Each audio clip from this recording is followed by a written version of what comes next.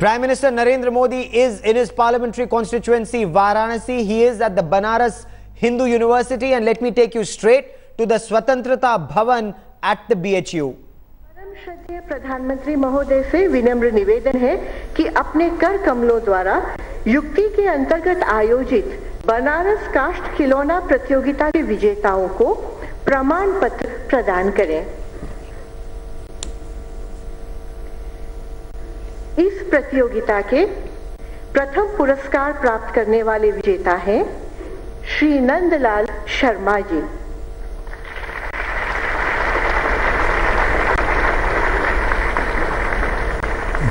इस प्रतियोगिता के प्रथम पुरस्कार प्राप्त करने वाले विजेता हैं श्री नंदलाल शर्मा जी।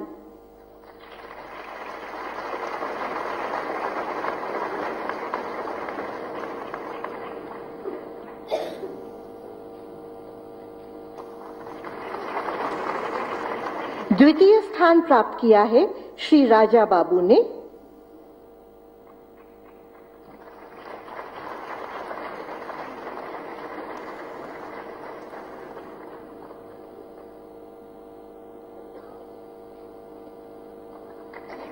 तीसरे स्थान पर रहे हैं श्री सिंकू प्रजापति।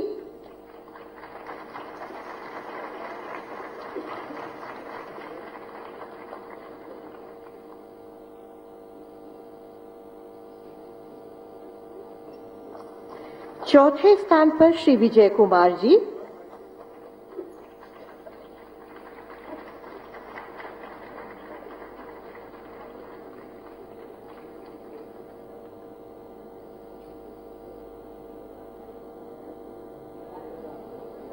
पांचवें स्थान पर रहे हैं Shri Ganesh Maurya ji.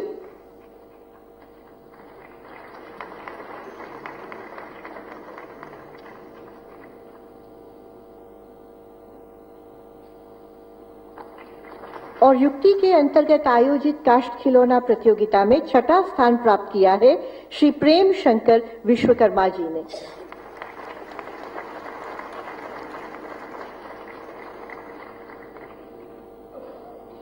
We feel blessed by the august presence of the Honorable Prime Minister, sir, amongst us today, who has arrived as a ray of hope in the life of a billion Indians. I will now humbly request Honorable Sir to address us, share his vision with us, and bless us.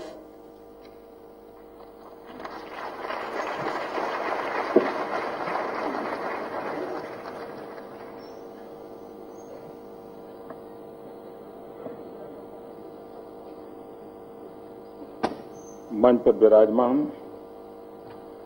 मंत्रिपरिषद के मेरे साथी Smriti Irani ji, doctor Mahesh Sharma ji, राज्य सरकार के मंत्री श्रीमान अहमद हसन जी, श्री सत्यनारायण जी, श्री रविंद्र सिंह, श्री वेद प्रकाश जी, श्रीमान त्रिपाठी जी, उपस्थित सभी महानुभाव, आप सबको क्रिसमस के पावन पर्व की बहुत बहुत शुभकामनाएं। यह आज सौभाग्य है कि 25 दिसंबर पंडित मदन मोहन मालवीय जी की जन्म जयंती पर मुझे उस पावन धरती पर आने का सौभाग्य मिला है जिसके कण कण पर पंडित जी के सपने बसे हुए हैं।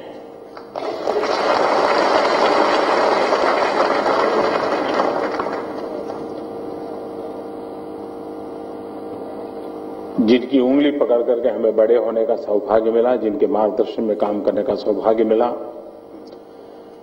ऐसे अटल बिहारी वाजपेयी जी का भी आज जन्मदिन है। और आज जहां पर पंडित जी का सपना साकार हुआ,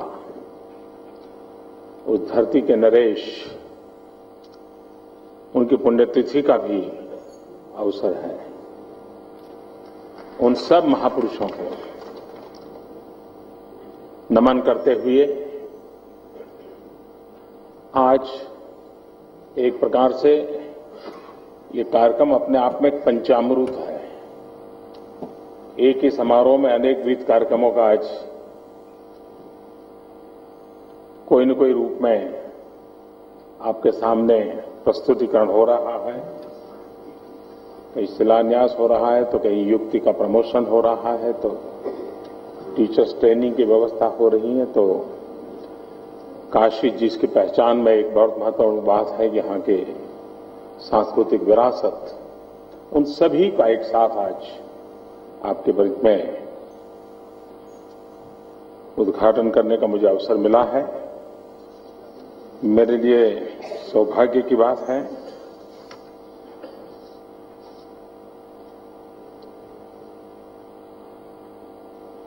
मैं विशेष रूप से इस बात की चर्चा करना चाहता हूं कि जब जब मानव जात ज्ञान युग में प्रवेश किया है, तब तब भारत ने विश्व गुरु की भूमिका निभाई है और 21वीं सदी ज्ञान की सदी है। मतलब कि 21वीं सदी भारत की बहुत बड़ी जिम्मेवारियों की भी सदी है। और अगर ज्ञान युग ये हमारी विरासत है, तो भारत ने उस क्षेत्र में विश्व के उपयोगी कुछ न कुछ योगदान देने की समय की मांग है। मनुष्य का पूर्णत्व टेक्नोलॉजी में समाहित नहीं हो सकता है और पूर्णत्व के बिना मनुष्य मानव कल्याण की धरोहर नहीं बन सकता है। और इसलिए पूर्णत्व के लक्ष्य को प्राप्त करना, उसी अगर मकसद को लेकर के चलते हैं तो विज्ञान हो, टेक्नोलॉजी हो, नए नए इनोवेशंस हो, इन्वेंशंस हो, लेकिन उस बीच में भी एक मानव मन, एक परिपूर्ण मानव मन, ये भी विश्व की बहुत बड़ी आवश्यकता है। हमारी शिक्षा व्यवस्था रोबोट पैदा करने के लिए नहीं है। रोबोट तो शायद 5-50 वैज्ञानिक मिलकर के भी लेबोरेटरी में पैदा कर देंगे, लेकिन नर करने करे तो नारायण हो जाए, ये जिस भूमि का संदेश है, वहां तो व्यक्तित्व का संपूर्णतम विकास यही परिरक्षित होता है। और इसलिए इस धरती से जो आवाज उठी थी, इस धरती से जो संस्कार की गंगा बही थी, उसमें संस्कृति की शिक्षा तो थी, लेकिन इससे भी ज्यादा महत्वपूर्ण था शिक्षा की संस्कृति। और आज कहीं ऐसा तो नहीं है, सदियों से संजोई हुई हमारी शैक्षिक परंपरा है, जो एक सांस्कृतिक विरासत के रूप में विकसित हुई है, वो शिक्षा की संस्कृति तो लुप्त नहीं हो रही है, वो भी तो कहीं प्रदूषित नहीं हो रही है। और तब जाकर के आवश्यकता है कि काल बाह्य चीजों को छोड़ करके उज्जवलतम भविष्य की ओर नजर रखते हुए, पुरानी धरोहर के अधिष्ठान को संजोते हुए हम किस प्रकार की व्यवस्थाओं को विकसित करें जो आने वाली सदियों तक मानव कल्याण के लिए काम आए। हम दुनिया के किसी भी महापुरुष का अगर जीवन चरित्र पढ़ेंगे तो दो बातें बहुत स्वाभाविक रूप से उभर करके आती हैं। अगर कोई पूछे कि आपकी जीवन की सफलता के कारण, तो बहुत एक लोगों से एक बात आती है कि एक मेरी मां का योगदान, हर कोई कहता है, और दूसरा मेरे शिक्षक का योगदान। कोई ऐसा महापुरुष नहीं होगा जिसने ये ना कहा हो कि मेरे शिक्षक का बहुत बड़ा कंट्रीब्यूशन है मेरी जिंदगी को बनाने में। अगर ये हमें सच्चाई को हम स्वीकार करते हैं तो हम ये बहुमूल्य हमारी जो धरोहर है इसके हम और अधिक तेजस्वी कैसे बनाएं और अधिक प्राणवान कैसे बनाएं। और उसी में से विचार आया कि देश जिसके पास इतना बड़ा युवा सामर्थ्य है, युवा शक्ति है, आज पूरे विश्व को उत्तम से उत्तम शिक्षकों की बहुत बड़ी खोट है, कमी है। आप कितने ही धनी परिवार से मिलिए, कितने ही सुखी परिवार से मिलिए, उनको पूछिए किसी एक चीज की आपको आवश्यकता लगती है तो क्या लगती है।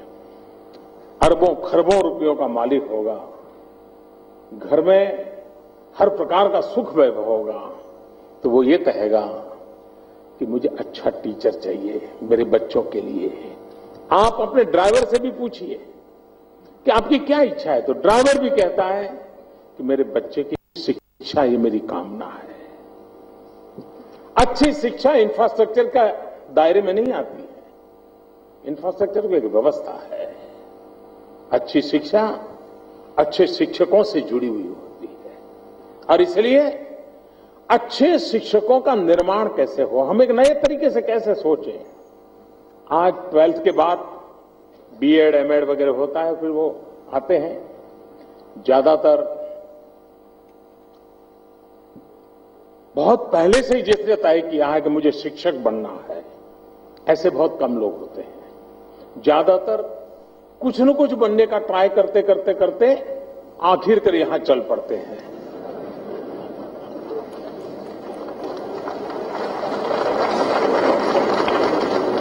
मैं यहां के लोगों की बात नहीं कर रहा हूं।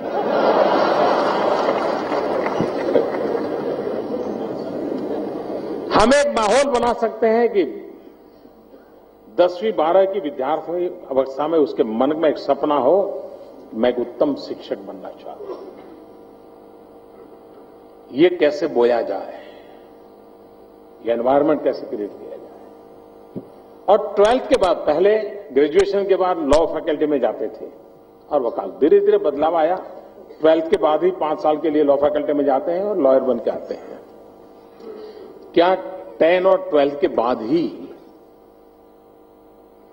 टीचर का एक पूर्ण समय का कोर्स शुरू हो सकता है और उसमें सब्जेक्ट स्पेसिफिक नॉलेज तो मिले। और जब एक विद्यार्थी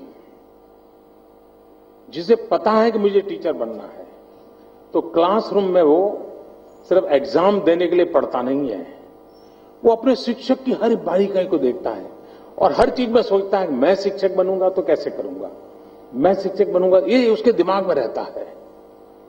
और इसलिए ये एक पूरा कल्चर बदलने की आवश्यकता है। उसके साथ साथ भले वो विज्ञान का शिक्षक हो, गणित का शिक्षक हो, उसको हमारी परंपराओं का ज्ञान होना चाहिए, उसे चाइल्ड साइकोलॉजी का पता होना चाहिए, उसको विद्यार्थियों को काउंसलिंग कैसे करना वो सीखना चाहिए, उसे विद्यार्थियों को मित्रवत व्यवहार कैसे करना ये सिखाना चाहिए। और ये चीजें ट्रेनिंग से हो सकती है, ऐसा नहीं है कि सब नहीं हो सकता है, सब कुछ ट्रेनिंग से हो सकता है। और अगर हम इस प्रकार के उत्तम शिक्षकों को तैयार करें, मुझे विश्वास है दुनिया को जितनी शिक्षकों की जरूरत है ना, हम पूरे विश्व में, भारत के पास इतना बड़ा युवा धन है, लाखों की तादाद में हम शिक्षक एक्सपोर्ट कर सकते हैं।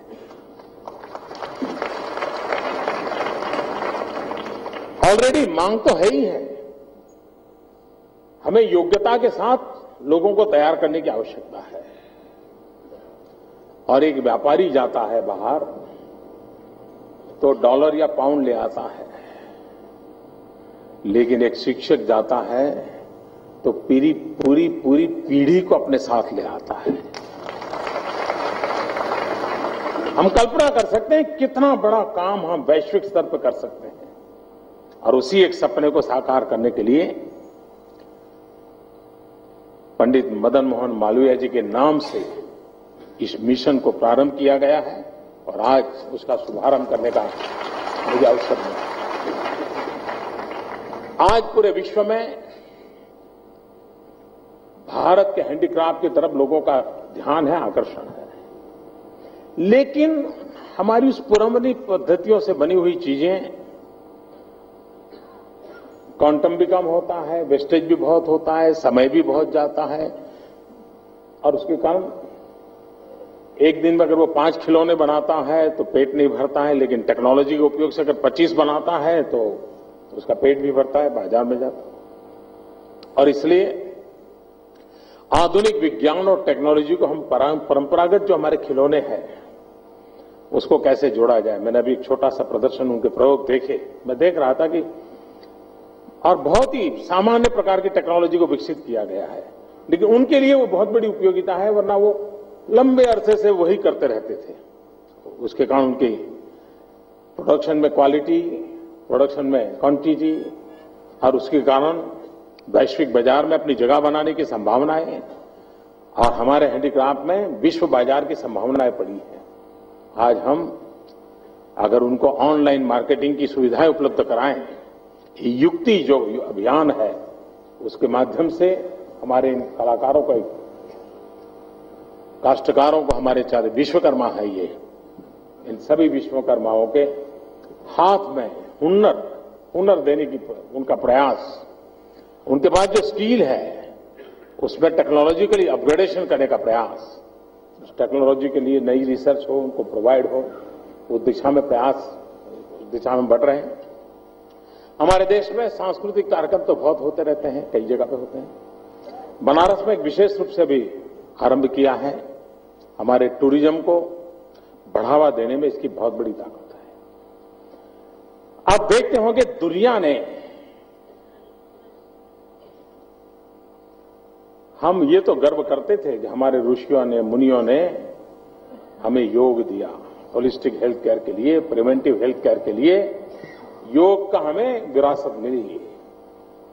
और धीरे धीरे दुनिया को भी लगने लगा योग है क्या चीज, और दुनिया में लोग पहुंच गए, नाक पकड़ के डॉलर कमाने भी लग गए।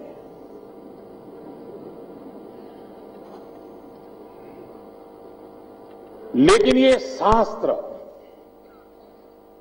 आज के संकटों के युग में जी रहे मानव को एक संतुलित जीवन जीने की ताकत कैसे मिले, योग बहुत बड़ा योगदान कर सकता है। मैं सितंबर में यूएन में गया था और यूएन के मेरा पहला कार्यक्रम था। मैंने पहली बार वहां मंच पर भाषण करने का मुझे दायित्व था। मैंने उस दिन कहा कि हम एक अंतर्राष्ट्रीय योग दिवस मनाएं, और मैंने प्रस्तावित किया था 21 जून। सामान्य रूप से इस प्रकार के जब प्रस्ताव आते हैं तो उसको पारित होने में 1.5 साल, 2 साल, 2.5 साल लग जाते हैं। अब तक ऐसे जितने प्रस्ताव आए हैं उसमें ज्यादा से ज्यादा 150-160 देशों ने सहभागिता दिखाई है। जब योग का प्रस्ताव रखा, मुझे आज बड़े आनंद और गर्व के साथ कहना है, और बनारस के प्रतिनिधि के नाते बनारस के नागरिकों को ये हिसाब देते हुए मुझे गर्व होता है कि 177 कंट्रीज को स्पॉन्सर बनी, जो एक वर्ल्ड रिकॉर्ड है। इस प्रकार के प्रस्ताव में 177 कंट्री का को स्पॉन्सर बनना ये वर्ल्ड रिकॉर्ड है। और जो काम 1.5-2 साल लगते हैं वो करीब करीब 100 दिन के अंदर पूरा हो गया, और यूएन ने इसको घोषित कर दिया। ये भी अपने आप में एक वर्ल्ड रिकॉर्ड है। हमारी सांस्कृतिक विरासत की ताकत है। हम दुनिया के सामने आत्मविश्वास से कैसे ले जाएं। हमारा गीत, संगीत, नृत्य, नाट्य, कला, साहित्य कितनी बड़ी विरासत है। सूरज उगने से पहले कौन सा संगीत और सूरज उगने के बाद कौन सा संगीत, यहां तक कि बारीक रेखाएं बनाने वाला काम हमारे पूर्वजों ने किया है। और दुनिया में संगीत तो बहुत प्रकार के हैं, लेकिन ज्यादातर संगीत तन को डुलाते हैं। बहुत कम संगीत हैं जो मन को डुलाते हैं। हम उस संगीत के धनी हैं जो मन को डुलाता है, और मन को डुलाने वाले संगीत को विश्व के अंदर कैसे रखें, यही प्रयासों से वो आगे बढ़ने वाला है। लेकिन मेरे मन में विचार है, क्या बनारस की कुछ स्कूल, इसके लिए स्कूल हो, कॉलेज हो, आगे आ सकते हैं क्या, और बनारस के जीवन पर ही एक विषय पर एक स्कूल की मास्टरी हो। बनारस की विरासत पर कोई एक स्कूल हो जिसकी तुलसी पर मास्टरी हो, कोई स्कूल हो जिसकी कबीर पर हो। ऐसी जो भी यहां की विरासत है उन सब से, और हर दिन शाम के समय 1 घंटा उसी स्कूल में एक नाट्य मंच पर डेली उसका कार्यक्रम हो। और जो टूरिस्ट आए, जिसको कबीर के पास जाना है वो स्कूल में चला जाएगा, बैठेगा घंटे पर। जिसको तुलसीदास के पास जाना है वो स्कूल में चला जाएगा, वहां बैठेगा घंटे पर। धीरे धीरे स्कूल टिकट भी रख सकती है, पॉपुलर हो जाएगी, स्कूल की इनकम भी बढ़ सकती है। लेकिन काशी में आया हुआ टूरिस्ट वो आएगा हमारे पूर्वजों के प्रयासों के कारण, बाबा भोलेनाथ के कारण आएगा, मां गंगा के कारण आएगा, लेकिन रुकेगा हमारे प्रयासों के कारण। आने वाला है, उसके लिए मुझे और आपको कोई मेहनत नहीं करनी पड़ेगी, क्योंकि वो जन्म से ही तय करके बैठा है कि एक बार तो बाबा के दरबार में जाना है। लेकिन वो रात यहां तब रुकेगा, हम उसको रुकने के लिए मजबूर करें, ऐसी व्यवस्थाएं विकसित करें। और एक बार अगर रात रुक गया तो यहां के 5-50 नौजवान को रोजगार मिलना ही मिलना है। वो 200-500 हजार रुपए खर्च करके जाएगा जो बनारस की इकोनॉमी को चलाएगा। और हर दिन अगर ऐसे हजारों लोग आते हैं, रुकते हैं, तो पूरी इकोनॉमी यहां की कितनी आगे बढ़ सकती है। लेकिन इसके लिए ये चीजें, छोटी छोटी चीजें काम आ सकती है। हमारे हर स्कूल में कैसा हो, हमारे जो सांस्कृतिक कार्यक्रम होते हैं, परंपरागत जो हमारे पास ज्ञान विज्ञान है, जो उसको तो प्रस्तुत करें, लेकिन समय के मांग उस प्रकार की स्पर्धाएं हो सकती है। मान लीजिए हम ऐसे नाट्य लेखक हों जो स्वच्छता पर ही बड़े टची नाट्य लेखन लिखे। अगर स्वच्छता के कारण गरीब को कितना फायदा होता है,